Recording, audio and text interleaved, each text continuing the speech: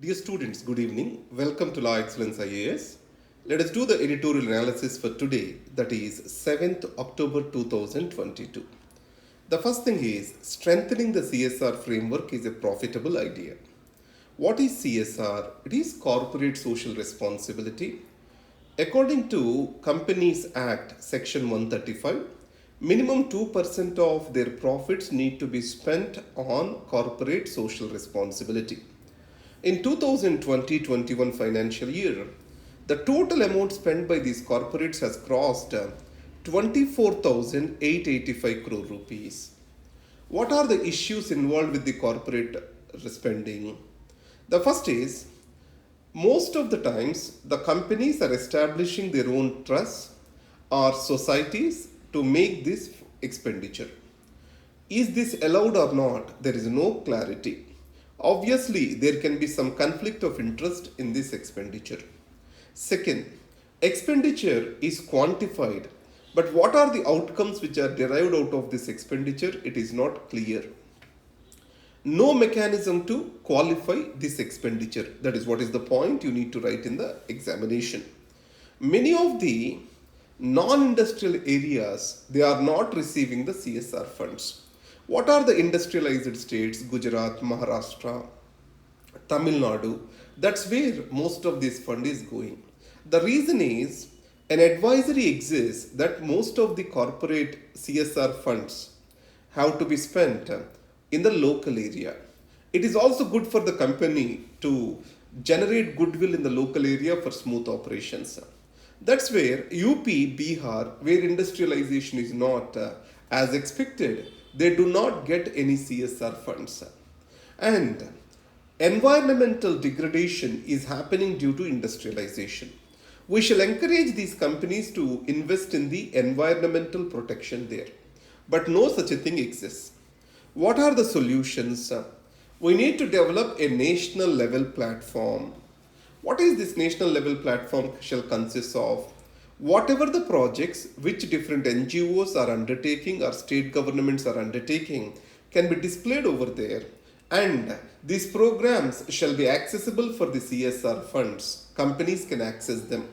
In this case, one example is given for our plus one advantage, India Investment Grid.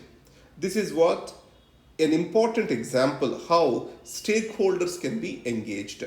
Second, with regard to quality assessment, third party impact assessment audit can be done on the CSR funds. We also need to improve the accounting standards for CSR spending. And environmental restoration, minimum 25% of the funds need to be earmarked. CSR funding and expenditure also shall be classified as local, non-local, so that certain funds can be given to the underdeveloped non-local areas. So these are the points which you can take towards the expenditure. So CSR, corporate social responsibility, how to improve this, how to make corporates more accountable towards their CSR spending, that is what is the question we need to look into. Domestic ideologies in external settings.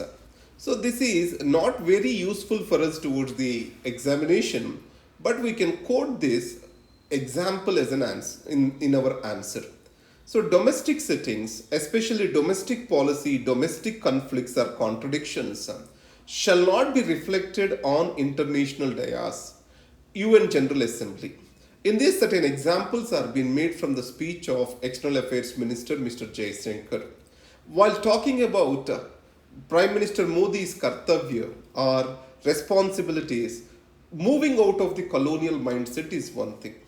In this case, our forefathers, Gandhiji, Nehru, these all been regarded as masters of decolonization who fought the colonization to the tooth and nail.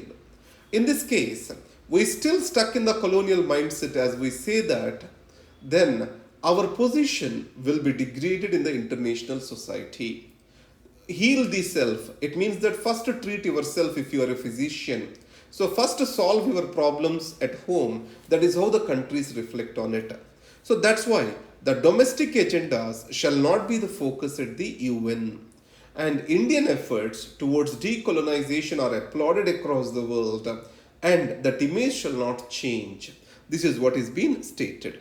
You can use this framework towards ethics answer writing, the alignment of thoughts, integrity of thoughts. For this, you can quote this as an example. Next is don't lure, persuade. This is related to the electoral reforms. Recently, Election Commission of India developed a pro forma. It is to integrate poll promises and the rationale, fiscal rationale for the political parties. Means how you are going to meet this particular expenditure. What is the revenue and expenditure of the state today? Where are you going to get the funds from? All these questions relevant to the expenditure they propose for are asked. Obviously, there might be many advantages due to this. What are they? Voters gets educated. These freebies promised, are they are really possible or not? This brings in an informed choice from the voter. And second, manifestos will get some mind today. Manifestos will not be just made for the consumption and luring of the voter. Today they will be made to persuade the voter. And finally, Election Commission is involving with the affairs of the political parties. Till date, Election Commission's role vis-a-vis the political parties is more like touch me not. So this will engage the Election Commission in much deeper manner with the political parties and also increases the legitimacy of the Election Commission. So that's why this is important. Is it time for the gig economy? Here the topic discussed is moonlighting. What is moonlighting? An employee employed in a particular company, if he is doing work for the another company in his free time, we call that as moonlighting. When I was there for residency in United States of America, they clearly say that moonlighting, yes or no. It means many of the residency programs after the office hours, they also allow for moonlighting so that the residents can make an extra buck. In the India, in case of India, there is no policy on this double work or moonlighting, and also there is no law prohibiting it. And second, moonlighting is coming out of the gig economy factor, and we need to prepare for this particular changes which are been coming up.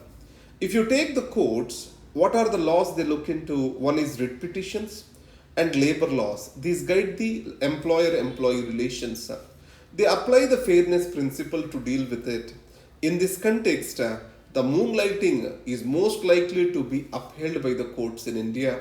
In industrial interests also, gig economy is moving forward and moonlighting more or less becomes a order of the day in India.